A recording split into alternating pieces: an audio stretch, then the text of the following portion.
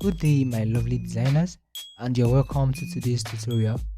So, in this tutorial, I'm going to be teaching us how to install fonts after downloading them from different websites like bfonts, fonts, and so on and so forth. Once you download um, the font, so you just head over to where the file is located. It's going to be in zip or RAR format, so you have to extract it. So right click on it and then extract to Montserrat's full version. Just extract, just do yes to all, and then file here. Let's go back to it.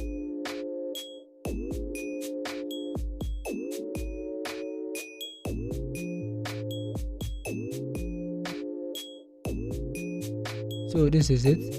I'll just double click on it and open it. Now this is all the files we have here. So to install fonts simultaneously, like once, instead of going back and forth and doing it one by one by clicking one after the other, just do like this. Just hold shift on your keyboard, click on the first one and hold shift on your keyboard, and then slide to the last one, still holding your shift, and then click, and then right click on any one, then install for all users. Click on install for all users.